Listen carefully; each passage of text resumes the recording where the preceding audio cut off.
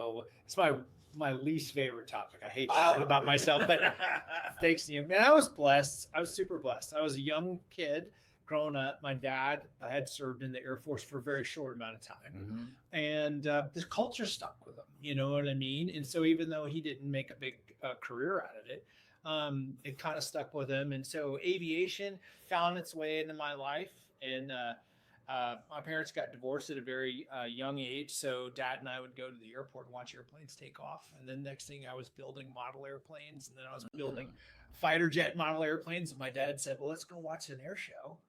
And so we went to the local Air Force base, and I saw the Thunderbirds. You know what I mean? Which I think is kind of like completely serendipitous. I saw the Thunderbirds, and I said, that looks really cool. I want to kind of think about doing that. It was the excitement. I had no idea about the culture or what fighter pilots did. I just said that looked really, really cool. You know what I mean? And so my dad said, well, you got to lay out these kind of things you got to do. You know, here's some ideas on what you got to do. And I was fortunate enough, it was definitely not a straight path. You know, I found my way there. I had some good mentors.